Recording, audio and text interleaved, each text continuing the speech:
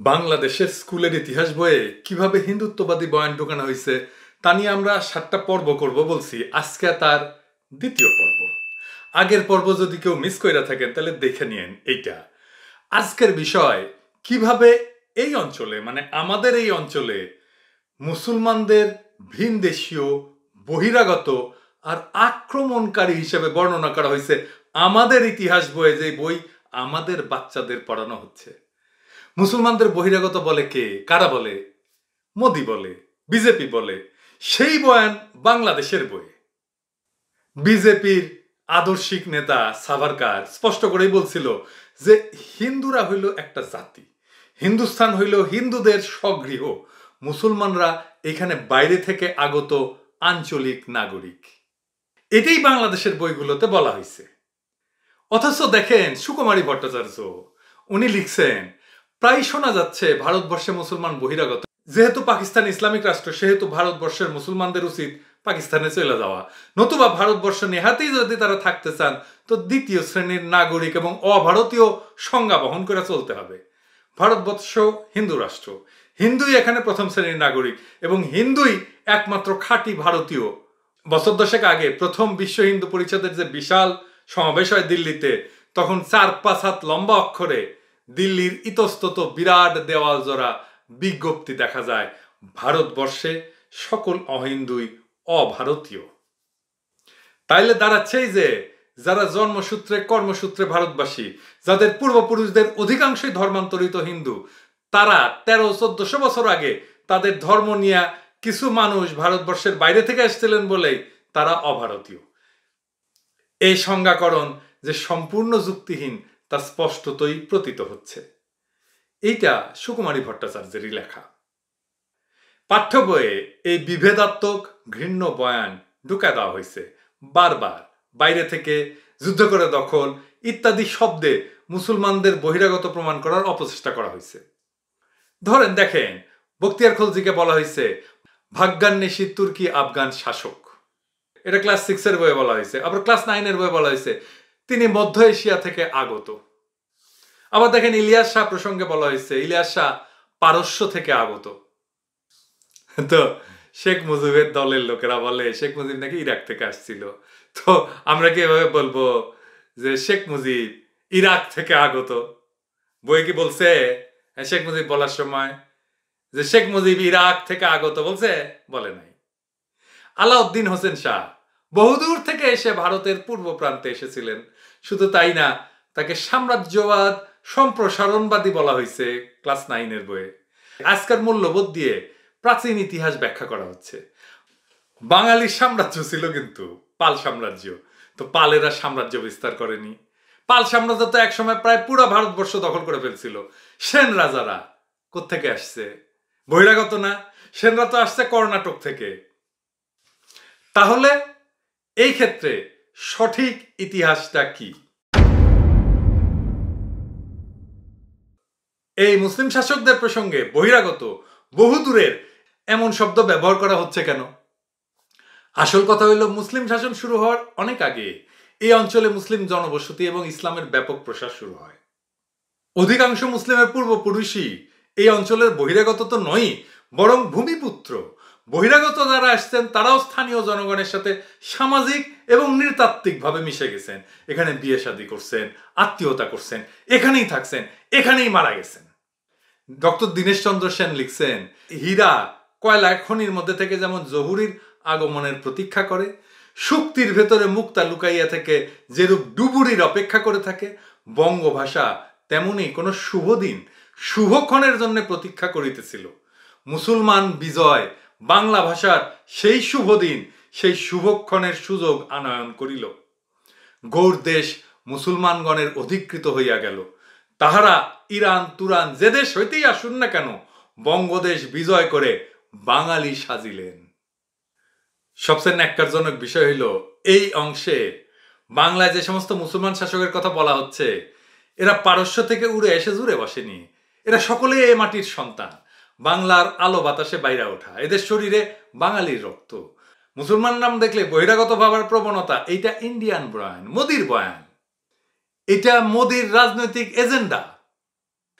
ধরেন ফখরুদ্দিন মোবারক শাহ 1338 থেকে 1352 সাল পর্যন্ত রাজত্ব করছেন। ফখরুদ্দিন বর্তমান নোয়াখালী জেলার পূর্বাংশে এক গ্রামে এক সুন্নি মুসলিম পরিবারে জন্মগ্রহণ করেন। এই গ্রামের সঠিক অবস্থান নিয়ে সন্দেহ থাকলেও ধারণা করা হয় এটা নোয়াখালী জেলার কবিরহাট উপজেলায় অবস্থিত। সিকান্দার শাহ 1358 থেকে 1993 সাল পর্যন্ত রাজত্ব করছেন। ইলিয়াস শাহের ছেলে, মা বাঙালি ব্রাহ্মণ মেয়ে ফুলমতি বেগম। তিনি বিয়েও করেন এক হিন্দু নারীকে, যার গর্ভে জন্ম নেয় পরের সুলতান। এরপরও নাকি এরা বিদেশি বহিরাগত। গিয়াসউদ্দিন আজম শাহ 1393 থেকে 1409 সাল পর্যন্ত শাসন করছেন। উনি সিকান্দারের ছেলে, মা স্থানীয় বাঙালি হিন্দু। সাইফুদ্দিন হামজা শাহ 1409 থেকে 1411 সাল পর্যন্ত শাসন করছেন। উনি গিয়াসউদ্দিনের ছেলে। যদুসেন জালালউদ্দিন মাহমুদ শাহ 1418 থেকে 1432 সাল পর্যন্ত রাজত্ব করছেন। গণেশের ছেলে শামসুদ্দিন আহমেদ শাহ 1432 থেকে 1442 সাল পর্যন্ত রাজত্ব করছেন। যদুসেন মানে জালালউদ্দিনের নাম ছিল যদুসেন। যদুসেন তার ছেলে হচ্ছে নাসিরউদ্দিন মাহমুদ শাহ 1442 থেকে 1459 পর্যন্ত রাজত্ব করছেন। রকুনউদ্দিন বরবক শাহ 1459 থেকে 1474 সাল পর্যন্ত রাজত্ব করছেন। উনার ছেলে শামসুদ্দিন ইউসুফ শাহ 1474 থেকে 1481 সাল পর্যন্ত রাজত্ব করছেন। আলাউদ্দিন হোসেন শাহ 1493 থেকে 1519 সাল পর্যন্ত রাজত্ব করছেন। শেষ হাফসি সুলতানের উজির। ডক্টর নীতিশ সেনগুপ্তের মতে তার মা বাঙালি মেয়ে। ফ্রান্সিস বুচানন হ্যামিল্টন উনি বলছেন আলাউদ্দিন হোসেন রংপুরের দেবনগর গ্রামের নিবাসী। যদি তাই হয় তবে হুসাইন শাহ তো এই ভূমিরই সন্তান।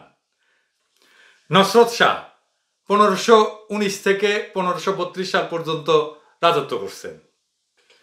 শ্রী সুনীতি কুমার চট্টোপাধ্যায় উনি একজন কিন্তু প্রবল হিন্দু প্রাণ পণ্ডিত। উনি বলছেন যে মুষ্টিমেয় তুর্কি বিজেতা এবং তাদের পার্শ্বিক পাঠান ও পাঞ্জাবি মুসলমান অনুচর যারা বাংলায় রহিয়া গেল, তারা বাংলার হিন্দুর সাহায্যেই বাংলায় দিল্লি হইতে স্বাধীন এক মুসলমান শাসিত রাজ্য স্থাপন করিল। তুর্কি ও অন্যান্য বিদেশি বিজেতাগণ 2-4 পুরুষের মধ্যেই বাঙালি বনিয়া গেল। তখনও উর্দু ভাষার উদ্ভব হয় নাই। বাংলায় উপনিবিষ্ট বিদেশি মুসলমানদের বাঙালি স্ত্রী গ্রহণ করিতে হইত, তাহাদের সন্তানেরা ভাষায় বাঙালি হইত। আর কি করা হয়েছে? চরিত্র বিকৃতি করা হয়েছে। কেমন? আসেন আর একটু দেখি। আলাউদ্দিন হোসেন শাহের মতো জনদরদী এবং হিন্দুদের কাছে জনপ্রিয় শাসকের চরিত্র বিকৃত করা হয়েছে। ক্লাস 9-এ বলা হচ্ছে বহু দূরের ভূখণ্ড থেকে তিনি ভারতবর্ষের পূর্ব প্রান্ত অর্থাৎ বাংলায় আসেন, গোলযোগ সৃষ্টিকারী অনেককেই হত্যা করেন, সাম্রাজ্য সম্প্রসারণবাদী শাসক, ধন সম্পদ আহরণের লক্ষ্যে বারে বারে যুদ্ধ অভিযান পরিচালনা করেন, এই সমস্ত কথাবার্তা। আসল কথাটা কি আসলে আলাউদ্দিন হোসেন শাহ সম্পর্কে? হোসেন শাহের অবদান আসলে কি ছিল? ডক্টর দীনেশ চন্দ্র সেন লিখছেন যে সেন রাজত্বের অবসানে গৌড়ের পাঠান রাজদরবারে বাংলা ভাষা ধীরে ধীরে স্বীয় প্রতিষ্ঠা পুনরায় স্থাপন করিতে সুবিধা পাইল। ইহাদের প্রায় সকলেই বঙ্গভাষার উৎসাহবর্ধক এবং অনুরাগী ছিলেন। কোন পাঠান গৌড়েশ্বরের সভায় গান গাহিবার জন্য চণ্ডীদাসের নিমন্ত্রণ হইয়াছিল। যশোরাজ খা তদীয় বাংলা গীতিতে শাহ হুসেন জগৎভূষণ বলিয়া সম্রাট হোসেন শাহের বন্দনা করিয়াছেন। বিদ্যাপতি প্রভু গিয়াসউদ্দিন সুলতান বলিয়া উক্ত সম্রাটের প্রতি শ্রদ্ধা দেখাইয়াছেন এবং সে যে নাসিরা শাহ জানে যারে হানিল মদন বানে, চিরঞ্জীব রঘু পঞ্চগৌড়েশ্বর কবি বিদ্যাপতি ভনে, এই পদে নাসির শাহের প্রতি প্রীতি নিবেদন করছেন তিনি। গোবিন্দ পরমেশ্বর কলিকালে হরি হইল কৃষ্ণ অবতার বলে হোসেন শাহকে বর্ণনা করছেন এবং বিজয় গুপ্ত এই রাজাকে সনাতন হোসেন শাহ নিপ্রতি তিলক বলে উল্লেখ করছেন। পাঠান রাজ শামসুদ্দিন ইউসুফ ভাগবতের অনুবাদক মালাধর বসুকে গুণরাজ উপাধি দিয়ে সম্মানিত করছিলেন। নির্গুণ অধম মুই নাহি কোনো গ্রাম, গৌড়েশ্বর দিল নাম গুণরাজ খান। হোসেন শাহের পুত্র নসরত শাহ তার আদেশে বাংলা মহাভারত সংকলিত হয়েছিল। গোবিন্দ পরমেশ্বর এটার উল্লেখ করছেন।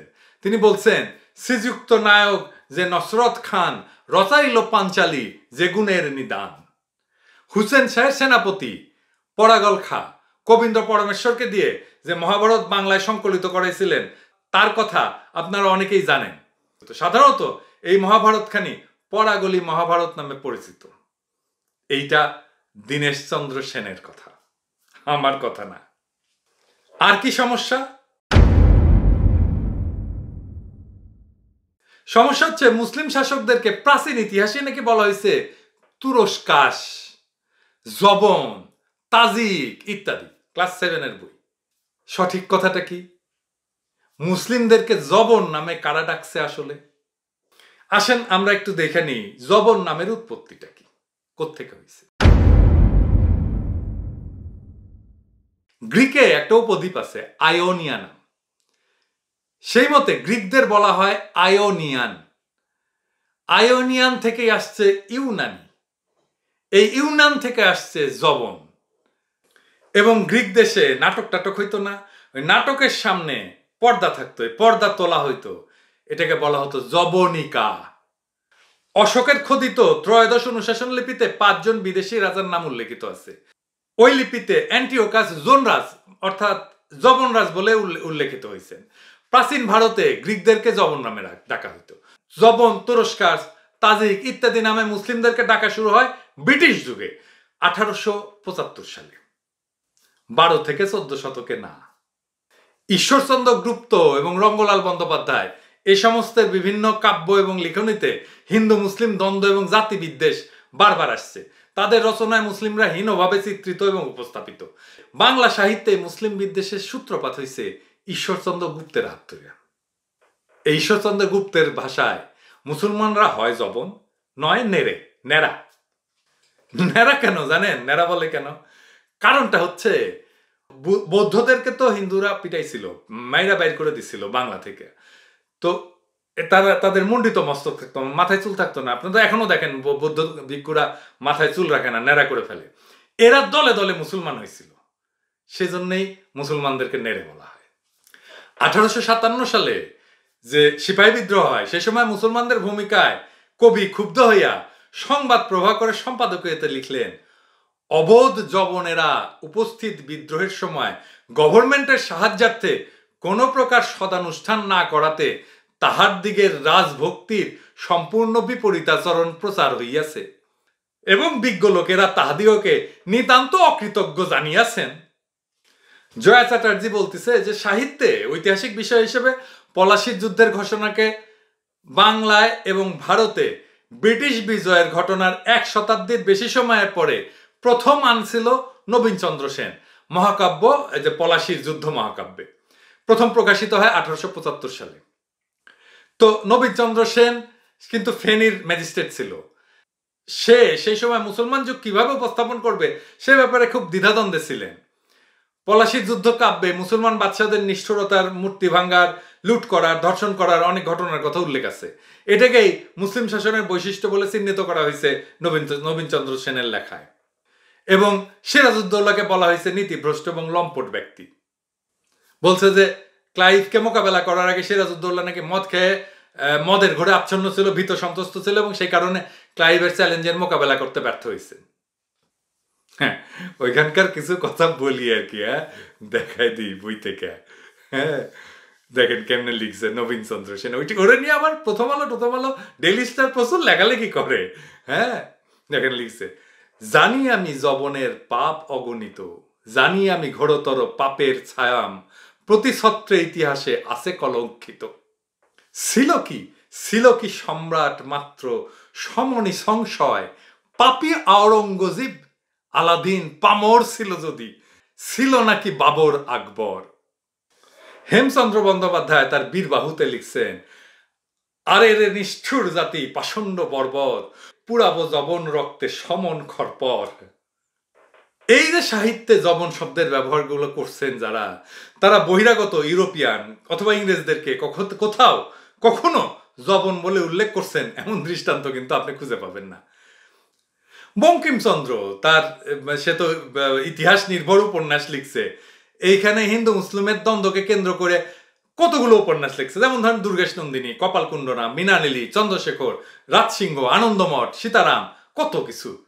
এইসব কাহিনীর মধ্যে তিনি মুসলমান চরিত্রগুলোতে জবন হিসাবে উল্লেখ করছেন এবং জবনের সাথে অন্য কিছু যুক্ত করে নানাকে শব্দ তৈরি করছেন, যেমন জবন সেনা, জবন সেনাপতি, জবন সম্রাট, জবন সাম্রাজ্য, জবন দূত, জবন বিপ্লব, জবন ধর্ম, জবন নিপাত, জবন সমীপে, জবন শ্রেণী, জবন কন্যা, জবন বেশ, জবন হস্ত, জবন ইতিহাস বেত্তা, জবন সমাধিঘাত, জবন গমনকালে, এই সমস্ত। আনন্দমঠে লিখছেন উনি, সেই এক রাত্রের মধ্যে গ্রামে গ্রামে নগরে নগরে মহাকলহল পড়িয়া গেল। সকলে বলিল মুসলমান পরাভূত হইয়াছে, দেশ আবার হিন্দুর হইয়াছে। সকলে একবার মুক্ত কণ্ঠে হরি হরি বলো। গ্রাম্য লোকেরা মুসলমান দেখিলেই তাড়াইয়া মারিতে যায়। কেহ কেউ সেই রাত্রে দলবদ্ধ হইয়া মুসলমান দিগের পাড়ায় গিয়া তাদের ঘরে আগুন দিয়া সর্বস্ব লুইটিয়া লইতে লাগিল। অনেক জবন নিহত হইল। অনেক মুসলমান দাড়ি ফেলিয়া গায়ে মৃত্তিকা মাখিয়া হরি নাম আরম্ভ করিল। জিজ্ঞাসা করিলে বলিতে লাগিল মুই হেদু। তার মানে এই শব্দগুলো প্রবর্তিত হয়েছে মুসলিম শাসনকে খারাপভাবে চিত্রিত করার জন্য ইংরেজ আমলে, কিন্তু দুঃখের বিষয় হলো বাংলাদেশের পাঠ্যপুস্তকে সেগুলো স্থান পাইছে। আর কি সমস্যা? আরো গভীর সমস্যা আছে, আসেন আবার দেখি সেটা। দেখেন, গজনভিকে সাম্রাজ্যবাদী শাসকের তালিকায় চেঙ্গিস খান হিটলারের সাথে এক কাতারে ফেলা হয়েছে ক্লাস 9-এর বইয়ে। হিটলার মুসলিনের সাথে সুলতান মাহমুদের নাম একসাথে নেওয়া, এমনকি আলেকজান্ডারের সাথে একসাথে নেওয়া চূড়ান্ত ঐতিহাসিক এবং বুদ্ধিবৃত্তিক অসততা। নিজের সীমার বাইরে হস্তক্ষেপ করা যাবে না, এটা তো আধুনিক ধারণা। এটা ওয়েস্টফেলিয়ান সার্বভৌমত্বের ধারণা। ওয়েস্টফেলিয়া নিয়ে আমার একটা ধর্মনিরপেক্ষতা বিষয়ে একটা ভিডিও আছে, অনেক পুরনো, দেখতে পারেন, যে কখন এই সার্বভৌমত্বের ধারণা, দেশের রাজ্যের সার্বভৌমত্বের ধারণা, অন্যের রাজ্যে আক্রমণ করা যাবে না, এই জিনিসটা কখন এইটা আন্তর্জাতিক নীতি হিসাবে গৃহীত হয়েছিল। এর আগে ওয়ার্ল্ড অর্ডার কি ছিল? যার শক্তি, যার হ্যাডম, সেই এটা দখল করবে। যুদ্ধ বিগ্রহ, অতীতের ঘটনাকে কি বর্তমানের নৈতিকতা দিয়ে মাপা যায়? এটা তো হয় মূর্খতা, নয় অসততা। যেই সময় আজকের মতো স্বীকৃত আন্তর্জাতিক সীমানা, জাতিরাষ্ট্রের ধারণা, সার্বভৌমত্বের ধারণাই ছিল না, তা সেটা লঙ্ঘন হবে কিভাবে, আর সেটাকে অপরাধ বলা যায় কিভাবে? শক্তির প্রতিযোগিতা দিয়ে ভারসাম্য বজায় থাকতো। এই হিসাবে তো ইতিহাসের সকল রাজা আছে সাম্রাজ্যবাদী। শুধু এই কয়জন কেন, এ সম্রাট অশোকের নাম আসবে, শশাঙ্কের নাম আসবে, সুলতান মাহমুদের নাম কেন আসবে, যিনি কখনো বাংলায় আসেননি, তার নাম আসলো। কিন্তু যারা বাংলাকে সাম্রাজ্যভুক্ত করছে তাদের নাম আসলো না। কি মজা! সেন রাজারা আসেনি, কর্ণাটক থেকে আসেনি বাংলায়। আর দ্বিতীয় বিষয় হচ্ছে কি, এম্পায়ার বা সাম্রাজ্য এবং এম্পিরিয়ালিজম বা সাম্রাজ্যবাদ এক জিনিস না তো। সাম্রাজ্যবাদ শব্দটাই সৃষ্টি হয়েছে 19 শতকের শেষ দিকে, যা মূলত একটা অর্থনৈতিক পরিভাষা। দৃশ্যমান এম্পায়ার বা সাম্রাজ্য ছাড়াও সাম্রাজ্যবাদ হইতে পারে, যেমন আমেরিকা, ইউরোপিয়ান ইউনিয়ন, ভারত, চীন।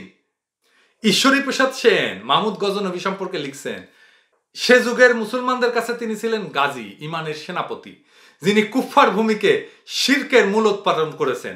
আর হিন্দুদের কাছে তিনি ছিলেন নির্মম স্বৈরাচার, খাঁটি দস্যু, যিনি ধ্বংস করেছেন পবিত্রতম মন্দির, ইচ্ছাকৃত আঘাত করেছেন তাদের ধর্মানুভূতিতে। কিন্তু নিরপেক্ষ সন্ধানী ব্যক্তি, যিনি সে যুগের স্বতন্ত্র রূপ পরিস্থিতিকে আমলে নেন, ভিন্ন রায় দিতে বাধ্য। তার বিবেচনায় মাহমুদ একজন মহান জননেতা, সৎ এবং ন্যায়বান শাসক, নিজ আলোয় উদ্ভাসিত, অকুত ভয় ও বরপ্রাপ্ত যোদ্ধা, সুবিচার প্রতিষ্ঠাতা, জ্ঞান বিদ্যার পৃষ্ঠপোষক এবং বিশ্বশ্রেষ্ঠ রাজাদের মাঝে একজন হওয়ার যোগ্য। ঈশ্বরী প্রসাদ বলছেন এটা। এমন একজন ব্যক্তিকে চেঙ্গিস খান, সে কয়েক কোটি মানুষের গণহত্যাকারী এবং হিটলারের মতো চরিত্রের সাথে নাম উচ্চারণ করছে, এইটা শুধু ইতিহাসের প্রতি অন্যায় না, এটা চরম ধরনের ধৃষ্টতা। মাহমুদ কেন ভারত আক্রমণ করছিলেন, এটা ঐতিহাসিক সুরজিৎ দাশগুপ্ত ভারতবর্ষ এবং ইসলাম গ্রন্থে লিখছেন 31 পৃষ্ঠায়। এটা ঠিক কথা যে মাহমুদের যে সমর প্রতিভা ছিল, তার তুলনা সমগ্র বিশ্বের ইতিহাসেই বিরল এবং প্রাক মুসলিম ভারতীয় রাজাদের দ্বারা প্ররোচিত না হলে মাহমুদের সমর প্রতিভা কোনো না কোনো ভাবে প্রকাশের পথ খুঁজে নিতই। কিন্তু জয়পাল প্রমুখ ভারতীয় রাজন্যদের স্পর্ধা, শঠতা এবং সন্ধিভঙ্গের অপরাধ তার ওই প্রতিভাকে বিশেষভাবে ভারতবর্ষের দিকেই বিকাশের অনুকূল পরিবেশ করে দিয়েছিল। আর কি সমস্যা? ইসলামকে বলা হচ্ছে আরব এবং পারস্যের ধর্ম, মানে মুসলমানদেরকে বহিরাগত, ইসলামকে বহিরাগত কালচার প্রমাণের শত চেষ্টা করা হয়েছে। ক্লাস 9-এর বইয়ে লেখা হচ্ছে আরব এবং পারস্যের ইসলাম ধর্ম ও সংস্কৃতির অনুসারী। আবার বলা হচ্ছে ক্ষমতার ওই টানাপোড়েনে বাংলা অঞ্চলের সাধারণ মানুষের কোনো ভূমিকা ছিল না, তা বলাই বাহুল্য। ভাবখানা এমন যে সাধারণ মানুষেরা আর্মিতে চাকরি করতো না, হিন্দুরা সরকারি চাকরি বাকরি করতো না, ক্ষমতা কাঠামো জনজীবনে কোনো প্রভাবই ফেলতো না। এর চেয়ে কোনো অসত্য কথা হইতে পারে? অথচ সুলতানি আমলে বিপুল সংখ্যক সৈন্য ছিল বাঙালি, কনভার্টেড মুসলিম এবং হিন্দু। সুলতানি বাহিনীতে বিপুল সংখ্যক হিন্দু সেনা যুদ্ধ করছে, নিহত হয়েছে। দিল্লির বিরুদ্ধে পুরো বাংলা এক হয়ে লড়াই করছে। ফিরোজ তুগলক বাংলার হিন্দুদের প্রতি যে বার্তা লিখে গেছে তাতে স্পষ্ট বোঝা যাচ্ছে কি পরিমাণে সমর্থন তারা করতো বাংলার সুলতানকে।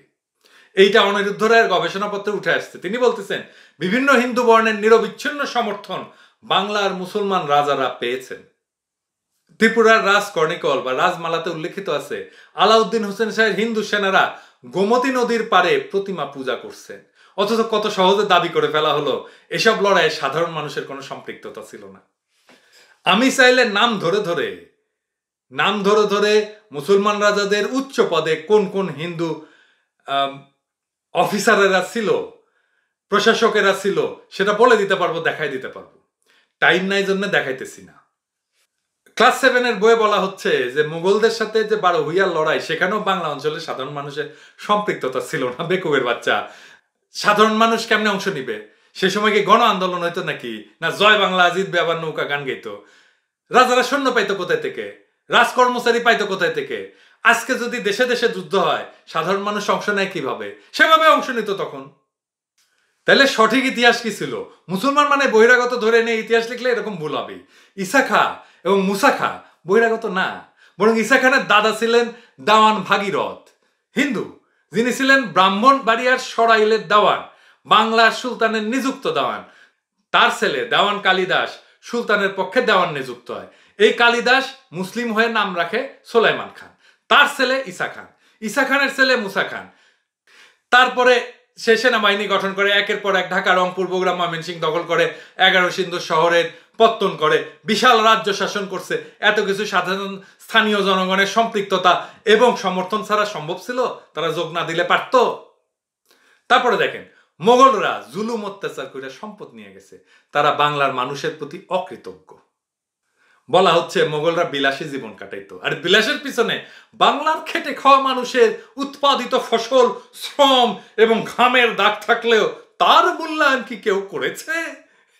যে লিখেছে ওর মনে কত দুঃখ দেখেছে, তো শেষে লিখে দিত পদ্মা সেতু তোমার কাছে বিচার দিলাম।